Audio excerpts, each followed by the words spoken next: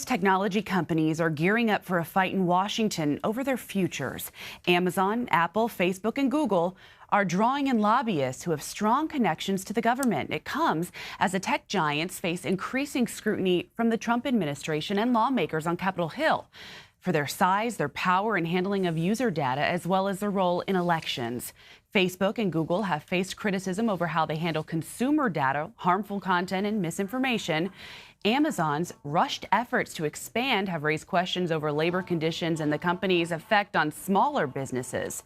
And Apple's control over its App Store has come under fire as rivals claim the company makes it difficult for newer apps to get discovered.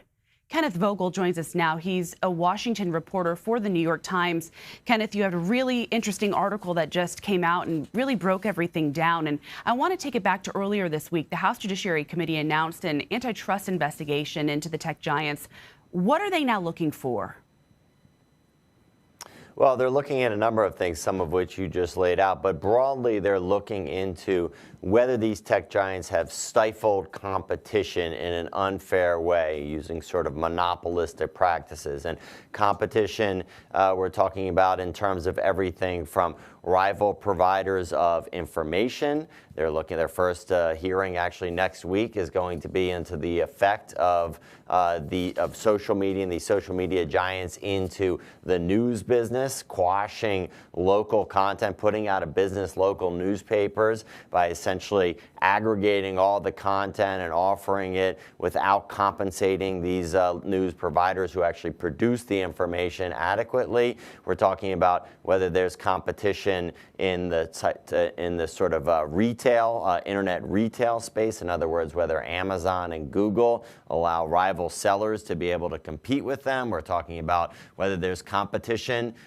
in the technology space, whether they are putting out of business potential competitors by either buying them and letting them sort of die on the vine, like with Vine, the internet video service, and also with the apps that can be offered. As you mentioned, Apple has been under scrutiny for whether it provides enough whether it quashes competition from rival app makers by using its app store to sort of curate which apps survive and which fail. Let's talk about some monetary figures here. You report that the four companies, Amazon, Apple, Facebook, and Google, have spent a combined $55 million on lobbying last year, essentially doubling what they spent in 2016. So what role do you think these lobbyists will play as the government now intensifies its investigations into these companies? And is that a staggering figure for you, or were you not surprised?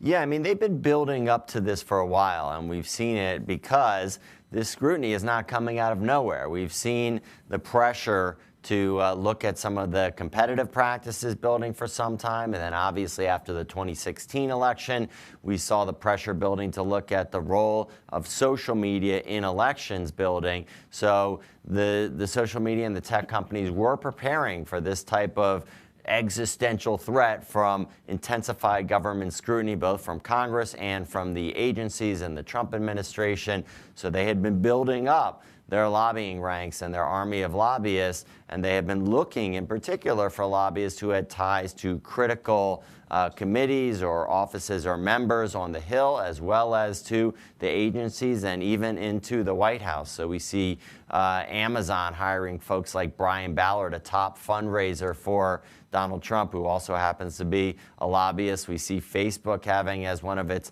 top government affairs people a former chief of staff to Nancy Pelosi, the House Speaker. So they're ready for this. They're going to fight it. They're going to sort of cooperate to some extent, but not give too much to date. Their line has largely been that this is an area, the internet and technology, that is sort of best left to self-regulation by the companies themselves as opposed to the government, and warning that government regulation could stifle innovation. I think what we're seeing now with this intensified scrutiny is a recognition in the public policy space that maybe self-regulation is not enough.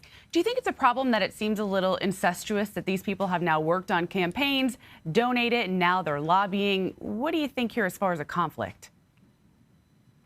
Yeah, I mean, this has certainly been the ways of Washington for quite some time in many fields. I mean, you talk about whether it was surprising to see those kind of numbers, $55 million spent on lobbying by those 4 tech companies in 2018, and that puts them on par with some of these huge industries that have long had huge lobbying presences, like the auto industry or the defense industry.